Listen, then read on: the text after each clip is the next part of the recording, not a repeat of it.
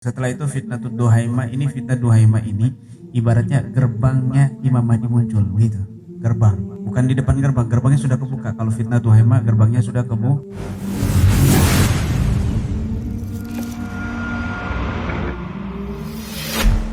Bismillahirrahmanirrahim. Qala al-musannif rahimahullah, nafa'ana bihi wa bi ulumihi fid darin amin ya rabbal alamin. Wa an Muhammad bin Samit قال قلت لأبي عبد الله الحسين بن علي عليهما السلام أما من علامة بين يدي هذا الأمر يعني ظهور المهدي عليه السلام فقال بلى.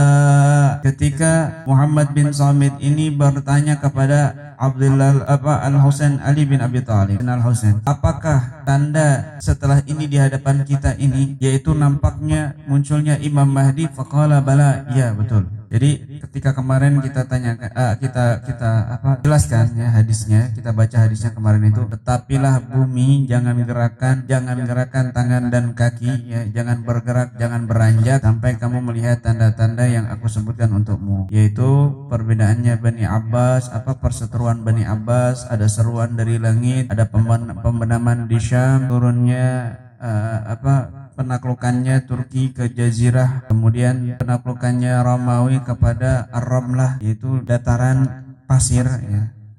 Kemudian dataran pasir ini ya Arab sana. Jadi Romawi itu, ulama mengatakan Romawi itu adalah Eropa dan Amerika, itu Romawi. Rom yang Allah sebutkan dalam Al-Quran itu, Rom itu adalah Eropa dan Amerika. Dan banyaknya perseteruan yang terjadi di segala penjuru bumi sampai robohnya Syam. Syam ini roboh, Syam ini runtuh, Palestina runtuh, Syria runtuh.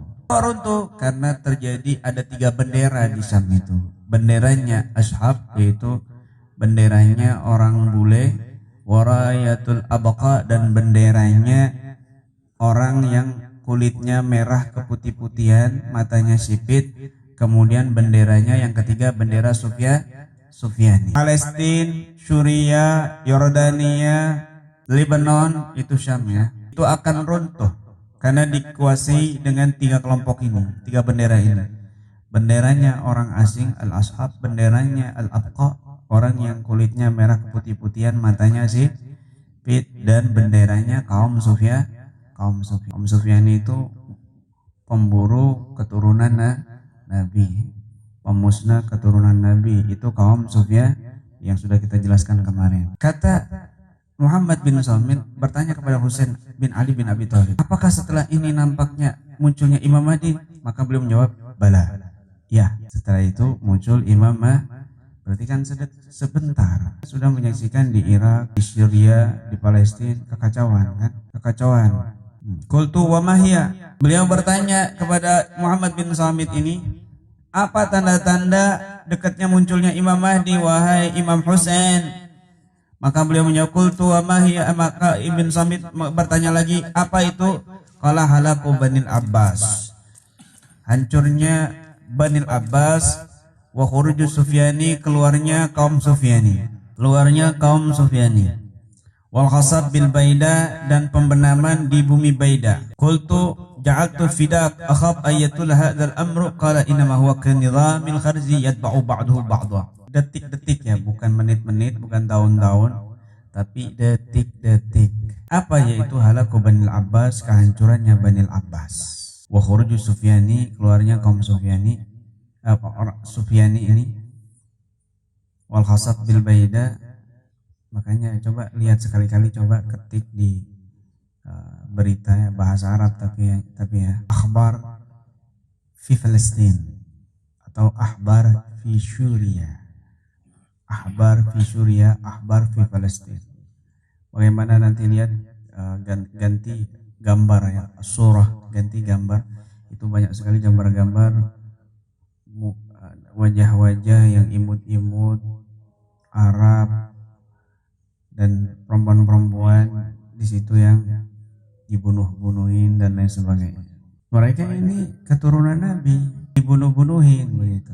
Nah, mereka ini doktrinnya sudah masuk ke Indonesia, tapi halus dulu, yaitu dibuat isu untuk membenci keturunan Nabi. Kenapa? Karena sekali lagi Imam Mahdi dari keturunan paham ya?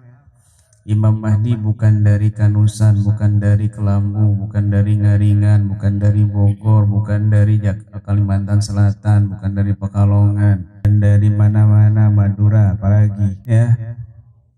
Masa Imam Mahdi Dharma Banjong, mate lah mate Banjong, bukan begitu Imam Mahdi, bukan bahasa Madura. Imam Mahdi bahasa Jadi kalau ada orang Madura ngaku Imam Mahdi, bilang bawaan mate lah mate. Ada orang Indonesia ngaku Imam Mahdi, udah tinggalin aja. Imam Mahdi dari banyak loh. Kalau lihat di Google itu ada ratusan yang ngaku Imam Mahdi di Indonesia itu. Dan juga pembenaman di Bumi Baida. Pembenaman di Bumi Baida itu kasusnya itu dalam riwayat Imam Bukhari itu karena kelompok dari Syam ini mengejar ke Madinah karena dengar ada seseorang yang dibaiat, dia nggak terima. Kita punya imam yang dibaiat, kok ada lagi yang dibaiat siapa? Kan kata Nabi, idza bui'a khalifatain faqtulul akhar. Kalau salah satu khalifah dibaiat, maka bunuh salah satunya. Nggak boleh ada khalifah dua. Akhirnya dia merasa kita lebih dulu yang punya khalifah, kok ini ada khalifah baru yang dibaiat, harus dibunuh sesuai hadisnya begitu. Maka yang kedua ini kan Imam Mahdi, kan sudah banyak khalifah-khalifah di luar sana kan begitu. Khalifah Abu Bakar Baghdadi, ketua ISIS yang sekarang kan begitu. Bisa jadi ISIS ini yang ngejar Imam Mahdi ke Madinah. Tapi dibenamkan di Bumi Baida antara Syam dan Madinah. Baida. Saya belum meneliti Baida ini ada di mana. Belum mencari, belum buka Google Map. Baida itu di mana? Baida apa sekarang ini namanya beda? Berbeda lain, wallahu a'lam. Bumi Baida, kalau bahasa Arabnya Al-Baida. Maka bertanya Muhammad bin Samit, ja'altu fidak, sumpah aku jadikan engkau tebusan. Akhab ayatul hadzal amr, aku takut perkara ini panjang. Apa jawabnya Imam Husain bin Ali bin Abi Thalib? Qala innama huwa kanidhamil kharzi yatba'u ba'duhu ba'dha. Sesungguhnya hanya saja hal ini seperti susunannya jahitan, yatbu ba'du ba'du, yang diikuti satu dengan yang lainnya. Fitnahnya itu maksudnya itu berurut.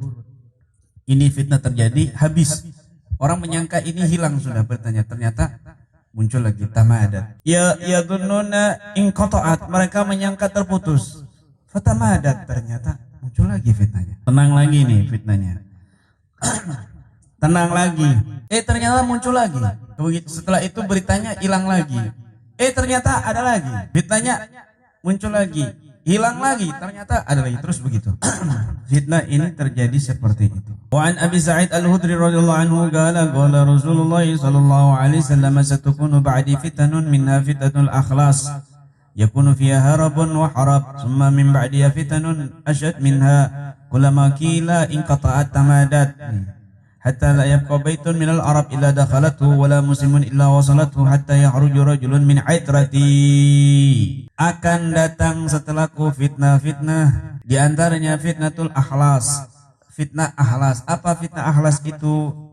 Yakunu fiha harabun wa harab, yaitu peperangan dan pelarian.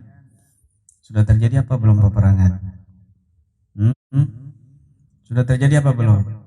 Sudah, kamu memandangnya jangan Indonesia. Indonesia ya belum perang. Di luar sana peperangan di Irak, di Turki, di Syria, Lebanon dan lain sebagainya. Summa min ba'diha fitnatun asyad minha. Setelah itu akan terjadi fitnah yang lebih dahsyat daripada fitnah akhlas. Kullama qila, ketika dikatakan inqata'at, alhamdulillah sudah terputus fitnahnya, sudah enggak ada lagi beritanya.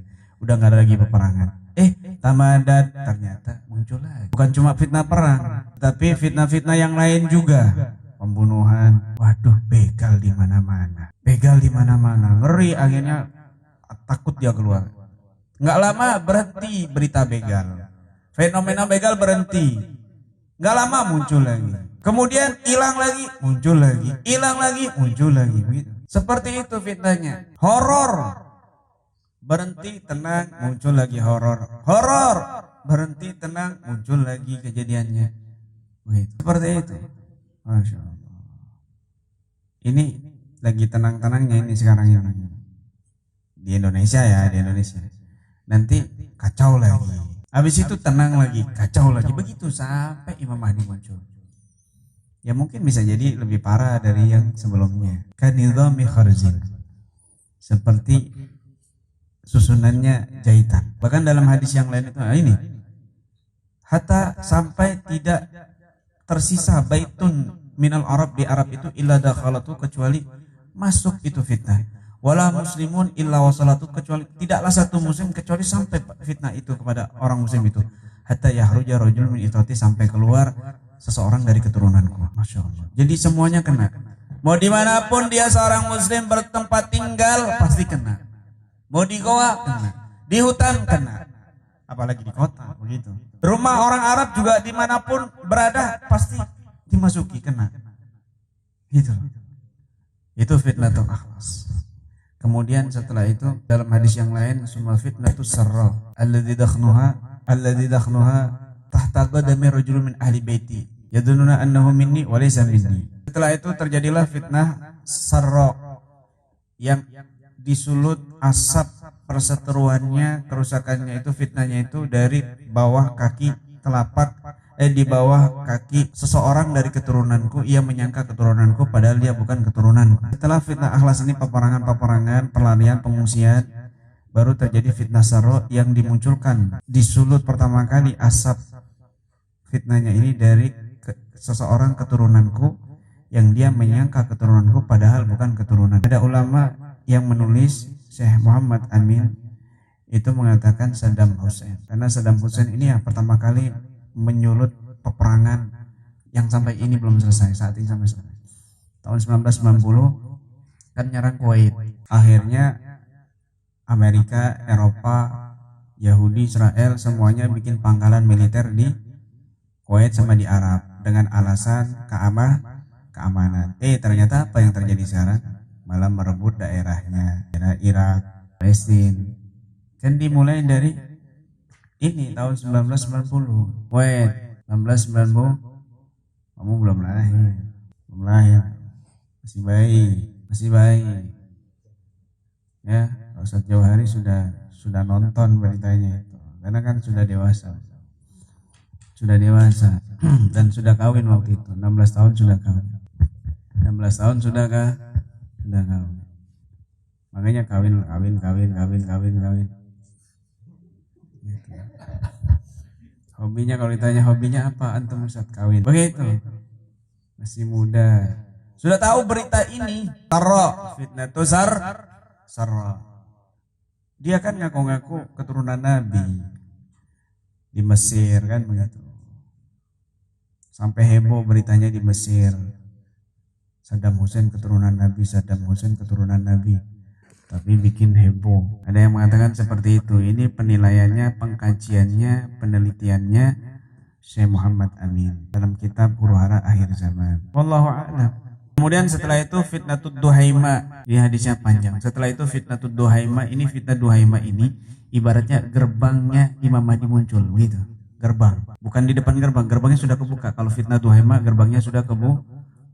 Fitnah duhaima itu tidaklah seseorang pasti dimasuki fitnah ini, nggak bisa lolos sampai hatta yasir fistataini. Fitnah duhaima ini sampai membentuk dua kubu. Fistatu imanin la nifaq fi, yang satu kubu adalah kubu iman, tidak ada kenifakan sama sekali. Wal akhar fistatu nifaq la iman fi, yang kubu kedua adalah kelompok nifak, nggak ada iman sama sekali. Tidak ada iman sama sekali. Sampai terjadi dua kubu, yaitu kubu yang penuh iman, nggak ada kenifakan sama sekali, dan kubu yang lain kubu penuh nifak, tidak ada keimanan sama sekali. Sudah terjadi nggak di sekarang ini dua kubu ini?